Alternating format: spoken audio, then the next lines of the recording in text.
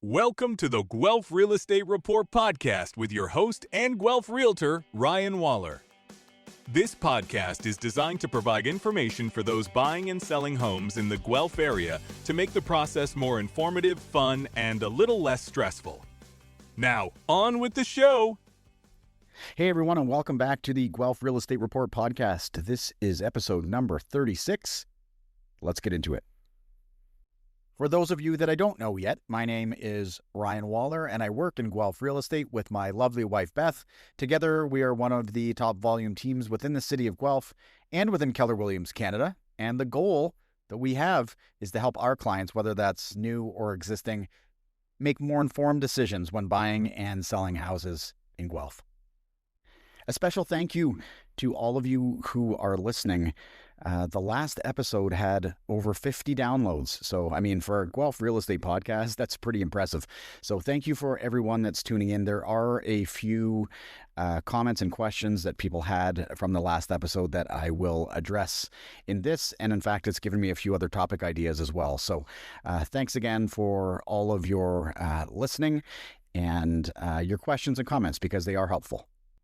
And so here we are into the spring market, and last fall and into the winter, we had a few clients who canceled their listings and decided that they were going to come back on the market in, air quotes, the spring. And that would be now. And typically after Easter is when most people think that the spring market starts, with sales starting to rise seasonally in April, coming to a peak both in listings and in prices in May, and slightly lower in June. And then from June onwards, it sort of slows down all the way into December. So we're in the thick of it at this point. And so today we're going to talk about how the first 2 weeks of the spring market have started out and what we're learning from the data that's come in. Now, for context, in April, for the past 6 years, we've seen anywhere from 4.9 to 5.1 houses sell per day. And in April, it's typically a month where we're selling above the annual average. So April, May, and June are almost always above the annual average.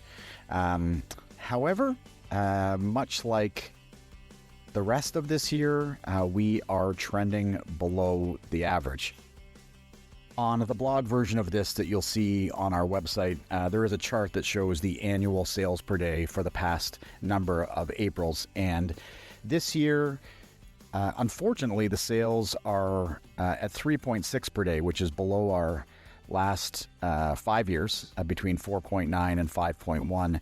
And it is only slightly higher than April 2020, which was the first full month of COVID. So volumes are definitely down overall, and we continue with this trend that we've seen in the first 3 months. I guess there's some consistency, if anything. January, February, and March were all below last year's volumes. Buyers are muted, sellers are muted, and everything is just moving at a slower pace. And now, it doesn't necessarily mean that the market is crashing. It just simply means there's less activity being completed overall. For months, we thought that one of the reasons why sales volumes were down was due to the weather. April, though, hasn't been that bad. We're at seasonal temperatures for the most part. We really have started to lose the excuse of weather, and it appears that other things, such as geopolitical issues overseas, employment and economic concerns right here at home, and the big wave of mortgage renewals that is happening in 2026 are probably the main reasons why people are holding off on making any big decisions. And it's pretty common that despite the fact that they're not actually close to Guelph, any sort of news headlines or concerns or uncertainty in the market usually causes people to just postpone a decision. And I think that's what we're experiencing here. There's a lot of uncertainty out there, and uncertainty just means quieter times. Okay, if we get into pricing and the number of sales in the month, well, we had a total of 55 sales in the first 2 weeks of April, with an overall average price of $779,000. That's made up of 42 sales in the detached home segment that averaged $861,000, and 13 sales in the condo and townhouse segment, which averaged $517,000. And we're going to talk a little bit about both of those segments shortly. But overall, rolled up at $779,000, not much different than how March rolled up. So despite the fact that sales volumes are down, the actual number of houses are down, the average price really isn't moving all that much overall. Let's get into the condo segment first. And there have been 13 sales here in the first 15 days of April. So that would equate to just less than one sale on average per day. And of those 13 sales, the low price was $300,000. That was a low-rise condo building in the Riverside Park neighborhood. And $1,017,000 was the high price. That was a condo in the downtown area of Guelph. And as mentioned, the overall average was $516,000. Now, you may wonder, Ryan, what the heck does that mean? Well, at $516,000, we're bumping up against the low that we saw last year. We've been trending between $500,000 and $600,000 as the average price. We're at $516,000. We're kind of moving a little bit lower. And without that high sale of $1,017,000, that one sale, the average was actually $474,000, and that's pretty low. That would be one of the lowest average prices I've seen since we've been doing this over a year at least. But this is consistent with what we've been predicting of continued rising inventory in this segment. It has gone up so far 9% this month in inventory, which is fine. It's seasonal to expect that you're going to have larger increases of inventory rise. The challenge is, as the inventory rises, there are still less people buying. There's no increase in inventory and increase in buyers. It's an increase in inventory and still the same amount of buyers. And when that happens, you build up more and more and more inventory. And we're now at about 9 months of inventory. And if you think about it, one selling per day on average, and we have 279 available. I anticipate that we're going to see continued inventory increases in this segment and continued buyer buying patterns, in that we're still going to stick around one per day, but now the inventory is going to move to 300, 325, 350. And we, as a result, should see lower prices, which for buyers is a fantastic thing. And if you're thinking about getting into the market as a buyer of a condo or a townhome, you're probably in a better position than you've been in many years. Will it get better? I think it probably will get a little bit better, but who's to say?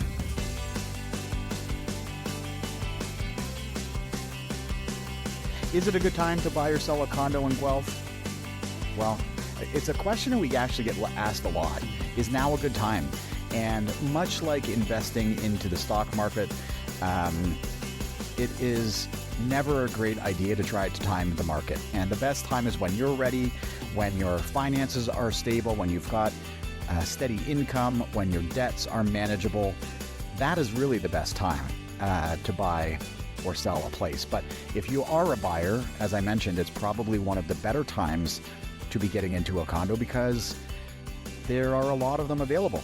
You can get a better price, and you should be able to compare them. And what we told a client recently was, after we analyzed all the data of condos that sold in Guelph, those that have condo fees that are about 1% or less of the sale price or list price are the ones that are moving a lot quicker. So for example, if you're selling a $500,000 condo, 1% of the fees would be $500.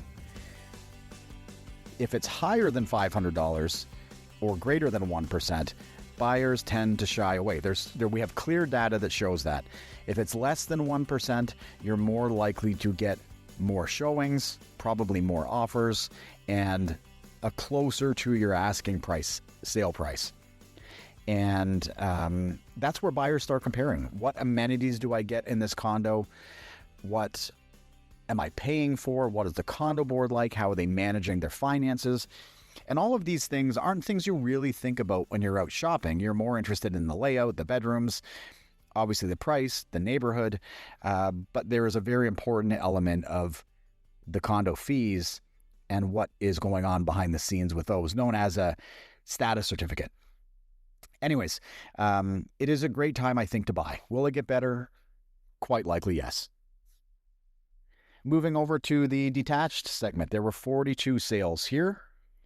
$634,000 was the low price. That was in the east part of Guelph. $1,328,000 was the high price in Courtright Hills. That's by the YMCA. And as mentioned earlier, the overall average here was $871,000. Again, you may say, Ryan, what does that even mean? Well, between 8 and 9 is what we've been seeing over the past year. So we're at 871, inching closer to the top.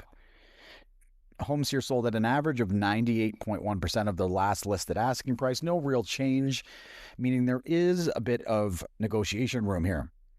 4 of the 42 sold over the asking. That was just over 10%.